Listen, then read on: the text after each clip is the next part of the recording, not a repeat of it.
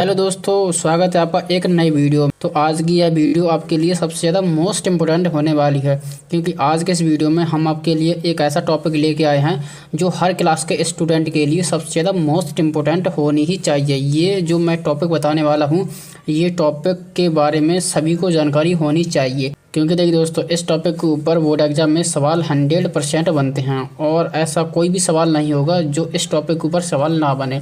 तो भाई कौन सा वो मोस्ट इम्पोर्टेंट टॉपिक है जो मुझसे नहीं पता चला, तो दोस्तों मैं आपके लिए लेके आया हूँ, आपके बिल्कुल सामने है। तो देखिए दोस्तों, समीकरण को हल करना सीखें चुटकियों में। तो देखिए दोस्तों, जब भी आप किसी भी सवाल को सॉल्व करते हो तो उसमें 100% चांस होते हैं कि उसमें देखिए दोस्तों समीकरण बनता है। तो अगर आपको समीकरण सॉल्व करना आता है तब आप उस सवाल को लगा दोगे। अगर आपको समीकरण को सॉल्व करना नहीं आता है तो भाई आप समीकरण को नहीं लगा सकते। तो आज के इस वीडियो में हम देखिए दोस्तों समीकरण को हल करना सिखाएंगे, वो भी चुटकियों में। और देखिए दोस्तों, समीकरण के जितने भी रूल होते हैं इस वीडियो में हम सभी रूल को कवर करने वाले हैं। तो देखिए दोस्तों, ये जो टॉपिक है एग्जाम के लिए महत्वपूर्ण टॉपिक है, क्योंकि ये हर सवाल में ये देखिए दोस्तों समीकरण बन जाता है। तो बोर्ड एग्जाम में सवाल पूछे जाएंगे तो उसमें भी तो समीकरण बनेगा मेरे भैया। तो देखिए दोस्तों, आज का ये देखिए दोस्तों टॉपिक है वो आप ना आज ही देख लो और आज ही क्लियर कर लो, आज ही सीख लो मेरे भाई।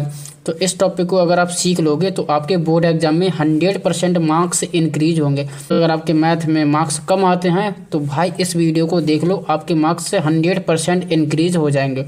तो चलिए दोस्तों, फटाफट से इस वीडियो को शुरू करते हैं और आपके सामने सारी पोल खोलते हैं। तो दोस्तों, समीकरण की बात करते हैं तो ये रहा आपके सामने पहला ही एग्जाम्पल और पहला ही समीकरण। अब देखिए दोस्तों, समीकरण क्या होता है, सबसे पहले मैं आपको ना समीकरण के बारे में थोड़ा सा बता देता हूँ। तो देखिए दोस्तों, जहाँ पर देखिए दोस्तों आपको बराबर का निशान दिख जाए तो उसको हम ना समीकरण बोलेंगे। जैसे कि यहाँ पर है 2x - के 5 बराबर, ये बराबर का निशान लग गया तो इसी वजह से इसको हम ना समीकरण बोलेंगे। देखिए दोस्तों, 2x - के 5 बराबर x + 10, ठीक है। तो ये एक हमारा समीकरण होता है, ठीक है। अगर यहाँ पर बराबर का निशान नहीं लगा होता, ठीक है ना दोस्तों, समझना मेरी बात ध्यान से, कान खोल के सुनना। अगर यहाँ पर बराबर का निशान ना लगा होता तो इससे हम समीकरण नहीं बोलेंगे। अब देखिए दोस्तों, जो समीकरण होता है उसमें देखिए दोस्तों कुछ चीज़ें होती हैं, उसके बारे में आपको जानना बहुत ही ज़्यादा ज़रूरी है, तभी आप समीकरण को हल कर पाएंगे, सॉल्व कर पाएंगे। तो क्या है वो चीज़ मुझे बताओ ना। तो भैया बता तो रहा हूँ। तो देखिए दोस्तों, समीकरण में दो चीज़ होती है, एक चर राशि होती है, एक अचर राशि होती है। अब भाई चर ये अचर क्या है, तो भाई इसके बारे में भी मैं आपको बता देता हूँ, ठीक है। तो यहाँ पर देखिए दोस्तों, आपको ये x दिख रहा होगा, इसको हम ना चर राशि बोलेंगे। क्यों? क्योंकि यहाँ पर देखिए दोस्तों x है ना, x का मान बदलता रहता है, चर यानी कि वैल्यू बदलती रहे। क्योंकि देखिए दोस्तों, हम ना इस समीकरण को सॉल्व करेंगे तो इसमें x की वैल्यू कुछ निकल के आएगी, कुछ ना कुछ निकल के आएगी। फिर हम ना दूसरे वाले देखिए दोस्तों, दूसरा जो एग्जाम्पल है इसको हम सॉल्व करेंगे तो इसमें देखिए दोस्तों x की वैल्यू कोई दूसरी निकल के आएगी। तो यानी कि कहने का मतलब है x की वैल्यू हर एक सवाल में बदलती रहती है, तो इसलिए हम x को चर बोलते हैं। अब क्या ये चर x ही होता है? तो देखिए दोस्तों, ABCD के जितने भी लेटर होते हैं उसको हम ना चर से डिनोट करते हैं। अब देखिए दोस्तों, यहाँ पर देखिए दोस्तों आपको चर के बारे में पता चल गया होगा, ठीक है। चर क्या होता है, जो हमारी ABCD के जितने भी लेटर होते हैं उससे हम ना चर बोलते हैं। और यहाँ पर ये x ABCD में ही आता है तो x भी हमारा चर हो गया, ठीक है। अब देखिए दोस्तों, अचर। अचर क्या चीज़ होती है भाई? अचर जिसकी वैल्यू फिक्स हो, जैसे कि यहाँ पर 5, 2 हैं, 5 हैं, 10 हैं, तो ये सभी नंबर क्या होते हैं, जो हमारी जो देखिए दोस्तों वास्तविक संख्या होती हैं वो सभी हमारी अचर राशि होती हैं, क्योंकि इनका जो वैल्यू है ना बिल्कुल बदलता नहीं है। जैसे कि 10 है, हमारे इंडिया में भी 10 ही रहेगा, अगर आप चाइना में जाके देखोगे तो 10 ही रहेगा। 10 का ऐसा नहीं है कि 20 बन जाएगा। ऐसा नंबर जिसकी वैल्यू फिक्स हो उसको हम ना अचर बोलते हैं, ठीक है। तो जैसे कि यहाँ पर देखिए दोस्तों 1, 2, 3, यहाँ पर 0 भी काउंट कर लेंगे, ठीक है। तो ये हमारी क्या है, अचर है, ठीक है। तो इसके बारे में अब आपको पता चल गया होगा, चर और अचर के बारे में पता चल गया होगा, ठीक है।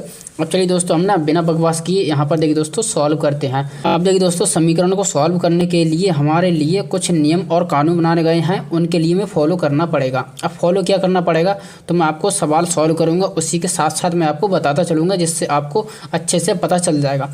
अब देखिए दोस्तों, मैं आपको पहले से बता देता हूँ कि देखिए दोस्तों, जैसे कि ये हमारा बराबर है, ठीक है। तो देखिए दोस्तों, बराबर से किसी भी संख्या को चाहे हम इधर ले जाएं चाहे इधर से इधर ले जाएं, उसके निशान बदल जाते हैं। प्लस का माइनस हो जाएगा, माइनस का प्लस हो जाएगा। कैसे हो जाएगा, चलिए दोस्तों मैं आपको बताता हूँ, ठीक है। तो यहाँ पर क्या है, 2x है, ठीक है। अब हम इसको ना हल करने जा रहे हैं। बहुत ही आराम से देखना। तो यहाँ पर 2x है, 2x का हम 2x रखेंगे, ठीक है। अब देखिए दोस्तों ये बराबर है ना, बराबर हम पहले यहाँ पर बराबर लगा लेते हैं, ठीक है।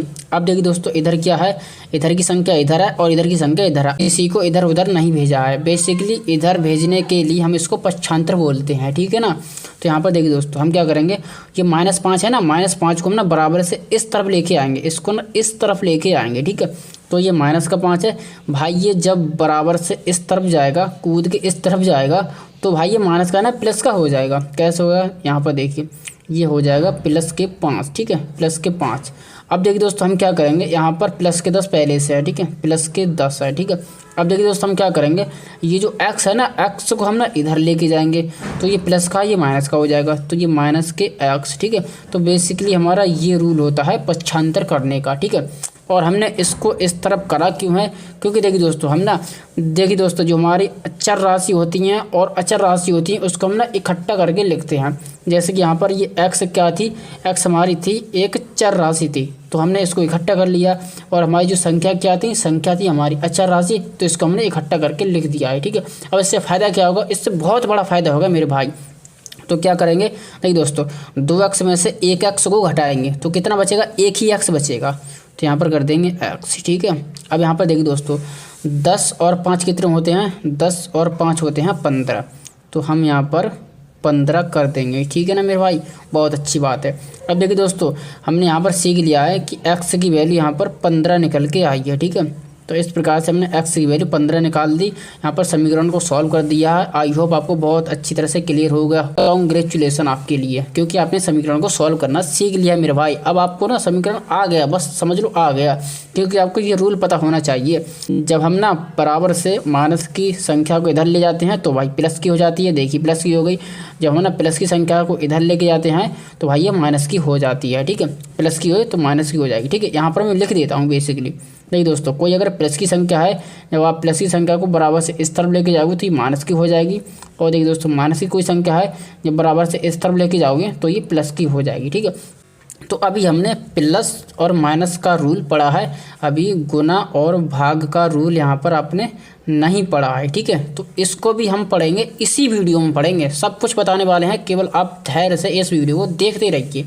अब चलिए दोस्तों हमने ना यहाँ पर x की वैल्यू निकाल ली, ठीक है। अब आप यहाँ पर ध्यान से देखना, x की वैल्यू 15 निकल के आई है, ठीक है। अब जब हम ना इस दूसरे वाले समीकरण को सॉल्व करेंगे तो यहाँ पर x की वैल्यू कुछ और निकल के आएगी, तो इसलिए हम कहते हैं कि x एक चर राशि है, x की वैल्यू बदलती रहती है, ठीक है। तो अब देखिए दोस्तों x की वैल्यू बदलेगी आपके आंखों के सामने। तो चलिए दोस्तों हम इसको सॉल्व करते हैं, ठीक है। अब हम देखिए दोस्तों इस समीकरण को सॉल्व करेंगे, ठीक है। यहाँ पर देखिए दोस्तों 3x है, ठीक है। अब यहाँ पर ये बराबर है, बराबर के इस तरफ है 25, ठीक है। अब देखिए दोस्तों हम ना माइनस के 5 को इधर लेके आएंगे, ठीक है, माइनस के 5 को इधर लेके आएंगे। जब माइनस वाली संख्या बॉर्डर से इस तरफ आएगी, बॉर्डर से इस तरफ आएगी तो माइनस संख्या प्लस की हो जाएगी, ठीक है ना, बहुत अच्छी बात है। तो यहाँ पर प्लस की हो जाएगी, ठीक है। अब यहाँ पर देखिए दोस्तों 3x बराबर 25 और 5, बहुत अच्छी तरह से आपको पता होगा भाई 30 होते हैं, मुझे भी पता है, वेरी गुड, थैंक यू।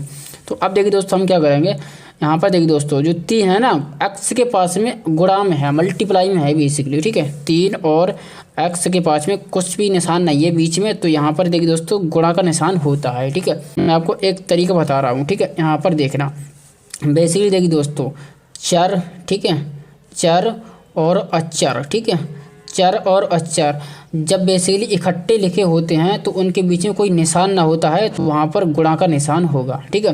जैसे कि यहाँ पर चर क्या होगी, चर यहाँ पर है x, ठीक है। अचर क्या है, अचर यहाँ पर है 3, ठीक है। तो यहाँ पर 3x, इनके बीच में कुछ भी निशान नहीं है तो यहाँ पर गुणा का निशान होगा, ठीक है। तो इस तरह से आप समझ लेना, ठीक है। तो यहाँ पर गुणा का निशान है। अब देखिए दोस्तों 3 है ना, 3 यहाँ पर x के पास में गुणा में है, ठीक है। तो हम क्या करेंगे, इस गुणा वाली 3 को हम ना इधर लेके आएंगे तो गुणा वाली चीज़ भाग कर जाएगी। कैसे कर जाएगी, अभी आप देखना, ठीक है। तो x = 30, ठीक है, भाग करेगी यानी कि ये नीचे बटे में आ जाएगी, ठीक है, 3। तो इस तरह से ये भाग कर रही है, ठीक है। तो हम क्या करेंगे, 30 में 3 से भाग लगाएंगे। तो चलिए दोस्तों लगाते हैं हम, तो x की वैल्यू देखिए दोस्तों, तो 3 एकम 3 यानी कि 10 निकल के आ गई। ठीक है, तो इस तरह से हमारी 10 निकल के आ गई है। ठीक है, बेसिकली आप एक बात ध्यान रखना, जब गुणा वाली चीज़ बराबर से इस तरफ आती है तो वो भाग कर देती है। ठीक है ना दोस्तों, तो यहाँ पर 3 है ना, x के पास में गुणा में था तो हम इसको बॉर्डर से इस तरफ लेके आए तो भाई इसने भाग कर दिया, और भाग करने के बाद 30 से हमने 3 से भाग दिया तो भाई 10 निकल के आ गई है। ठीक है, तो यहाँ पर x की वैल्यू 10 निकल के आई है। ठीक है, तो x की वैल्यू देखिए दोस्तों बदल रही है हर एक सवाल में। ठीक है, यहाँ पर देखिए दोस्तों x की वैल्यू 15 आई, यहाँ पर x की वैल्यू 10 आई। ठीक है, तो इसलिए हम कहते हैं कि x y z ये सब क्या है, ये सब चर राशि हैं, इनकी वैल्यू बदलती रहती है। अब चलिए दोस्तों, इसी के साथ हम आपके लिए अगला सवाल करवाने वाले हैं। ठीक है ना दोस्तों, तो देखिए दोस्तों ये हमारा अगला सवाल है, इस सवाल को भी हम सॉल्व करेंगे। अब समझ लो कि आप भाई समीकरण को हल करना सीख गए हैं बहुत अच्छी तरह से। ठीक है, अब आप किसी भी एग्जाम में सवाल करने जाओगे तो आप ना चुटकियों में ऐसे सवाल करोगे मेरे भाई। कैसे, अभी आपके सामने करवाता हूँ, फिर से करवाता हूँ। ठीक है ना दोस्तों, तो यहाँ पर देखिए दोस्तों इसको हम ना पहले सॉल्व करेंगे। ठीक है, इसको सॉल्व करेंगे क्योंकि हमें क्या करना है, x वाले पद को एक तरफ रखना है और जो नंबर है उनको हम ना दूसरी तरफ फेंक देना है। अब कैसे करेंगे, यहाँ पर देखिए दोस्तों हम क्या करेंगे, इसको फ्रैक्शन की तरह सॉल्व करेंगे। ठीक है ना, तो देखिए दोस्तों 2 और 3 का हम ना एलसीएम लेंगे। ठीक है, लासा लेंगे, तो यहाँ पर 2 और 3 का एलसीएम आएगा 6 आएगा। अब देखना दोस्तों, आपको ना भिन्न को बहुत अच्छी तरह सॉल्व करना आता ही होगा, नहीं आता है तो इसमें मैं आपको बता देता हूँ। ठीक है, अब क्या करना है, एलसीएम में हम ना 2 से भाग देंगे। जब 2 से 6 में भाग देंगे तो 3 जाएगा और 3 के ऊपर गुना कर देंगे। ठीक है, तो यहाँ पर देखिए दोस्तों, तो 3x हो जाएगा, 3x हो जाएगा, प्लस है प्लस लगा लेंगे, फिर 3 से भाग देंगे 6 में, 3 दूनी 6, 2 बार जाएगा। ठीक है, तो 2 की हम ना यहाँ पर गुणा करेंगे, ऊपर वाले में गुणा करते हैं, तो 2 दूनी 4x बराबर 7। अब यहाँ पर देखिए दोस्तों, आपने देखिए दोस्तों प्लस माइनस का रूल पढ़ लिया है, गुणा का भी रूल पढ़ लिया, अब भाग का रूल पढ़ना। तो देखिए दोस्तों, जब कोई संख्या भाग में होती है, भाग का मतलब होता है कि बटा में लिखी हो। जब कोई संख्या हमारी बटा में लिखी होती है ना, तो बेसिकली वो भाग की संख्या मानी जाती है। अब यहाँ पर 6 बटा में लिखा है, नीचे लिखा है। ठीक है, तो यहाँ पर देखिए दोस्तों जो हर होता है उसको हम ना बराबर से इस तरफ लेके जाएंगे, तो ये भाग में लिखा है, भाग में है, तो जब ये बराबर से इस तरफ जाएगा तो ये गुणा में पहुँच जाएगा। कैसे कर पहुँचेगा, अभी मैं आपको करके बताता हूँ। यहाँ पर देखिए दोस्तों 3x प्लस के 4x अब बराबर 7 है।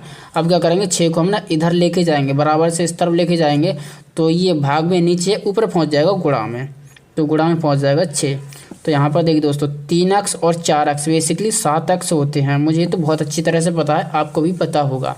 अब चलिए दोस्तों सॉल्व करते हैं। अब देखिए दोस्तों हम क्या करेंगे, 7 की 6 में गुणा करेंगे, 7 6 42, 7 6 42। अब देखिए दोस्तों यहाँ पर देखिए दोस्तों 42 आ चुका है। अब यहाँ पर देखना 7 x के पास में गुणा में है, जब हम ना इसको बराबर से इस तरफ लेके जाएंगे तो भाई ये भाग में पहुंच जाएगा। गुणा की चीज़ भाग में पहुंच जाती है और भाग की चीज़ गुणा में पहुंच जाती है, ये आपको बहुत अच्छी तरह से क्लियर होना चाहिए। तो यहाँ पर देखिए x की वैल्यू 42/7। तो देखिए दोस्तों 42 में हम 7 से भाग लगाएंगे, 7 एकम 7, 7 6 42, तो x की वैल्यू बेसिकली 6 निकल के आई है। ठीक है, तो इस तरह से बेसिकली हम ना समीकरण को सॉल्व करते हैं। आई होप आपको बहुत अच्छी तरह से क्लियर हुआ होगा और आपके बहुत अच्छी तरह से समझ आ भी गया होगा। ठीक है, तो इसमें बेसिकली क्या था, कुछ भी नहीं था, इसमें 4 रूल थे, 4 रूल थे। वो रूल क्या थे मैं आपको फिर से एक बार रिकैप करा देता हूँ। तो यहाँ पर देखिए दोस्तों, जो यहाँ पर बराबर का सब खेला है मेरे भाई, जब बराबर से कोई संख्या माइनस की होती है तो बराबर से इस तरफ जाती है तो वो भाई प्लस की हो जाती है। अगर हम देखिए दोस्तों इधर से भी इस तरफ लेके जाएंगे तो ये प्लस की या माइनस की हो जाएगी। ये चीज़ क्लियर हुई, दैट इज़ क्लियर। अब देखिए दोस्तों आगे, अगर कोई चीज़ प्लस की है, ठीक है, बराबर से जब वो इस तरफ जाएगी तो ये माइनस की हो जाएगी। सेम अगर माइनस की संख्या इधर जाएगी बराबर से तो ये प्लस की हो जाएगी। ये आपको पता होगा, जैसे कि मैंने यहाँ पर बताया था। ठीक है, समीकरण फर्स्ट में यहाँ पर जो यहाँ पर पहला समीकरण सॉल्व करवाया था तो उसमें x की वैल्यू 15 निकल के आई है। ठीक है, तो देखिए दोस्तों हम ना बराबर से इस तरफ लेके जाना, इस तरफ लेके जाना, इसको बेसिकली हम कहते हैं पक्षांतर करना। तो हमने इसको पक्षांतर करते हैं। फिर देखिए दोस्तों हमने क्या करा था, यहाँ पर देखिए दोस्तों हमने क्या करा था, यहाँ पर देखिए दोस्तों गुणा की इस चीज़ को, ठीक है, गुणा के नंबर को हम ना बराबर से इस तरफ लेके जाएंगे तो भाई वो भाग में पहुँच जाएगा और भाग वाली संख्या होगी तो वो गुणा में पहुँच जाएगी। फिर हमने क्या करा था, कोई संख्या भाग की होगी, हम भाग से इस तरफ भी लेके जा सकते हैं। ठीक है, अगर वो इधर जाएगी तो वो भाग में होगी तो भाई वो गुणा में पहुंच जाएगी। सेम गुणा वाली संख्या इधर से इधर जाएगी तो भाई वो भाग में पहुंच जाएगी। तो भाग बारी गुणा में पहुंच जाती है, गुणा बारी भाग में पहुंच जाती है, चाहे संख्या राइट हैंड साइड हो चाहे संख्या लेफ्ट हैंड साइड हो। ठीक है, कोई सी भी साइड हो इससे मैटर नहीं है, केवल बराबर से इस तरफ जाएगी, गुणा की होगी भाग में हो जाएगी, भाग की होगी गुणा में हो जाएगी। यही केवल 4 रूल होते हैं। ठीक है, अगर आपको ये 4 रूल अच्छे से आते हैं फिर आप समीकरण को चुटकियों में भाई सॉल्व कर दोगे। और यही मैंने बताया है कि इस वीडियो को देखने के बाद आप ना समीकरण को चुटकियों में कर दोगे। तो इस तरह से हम समीकरण को सॉल्व करते हैं। अगर आपको समीकरण सॉल्व करना अगर समझ में आ गया हो तो कमेंट में भाई ज़रूर यस ज़रूर लिख देना। ठीक है, अगर आपको वीडियो पसंद आई हो तो वीडियो को लाइक कर दें और चैनल पे पहली बार आए हो तो चैनल को सब्सक्राइब करना ना भूले दोस्तों, क्योंकि ऐसी मैथमेटिक्स की वीडियो हम अपने चैनल पर लाते रहते हैं जिससे आपका मैथ बहुत ज़्यादा इंप्रूव हो जाए, अच्छा हो जाए। तो चलिए दोस्तों, मिलते हैं ऐसी किसी नई वीडियो में, तब तक के लिए बने रहें हमारे चैनल के साथ। जय हिंद, जय भारत, थैंक यू।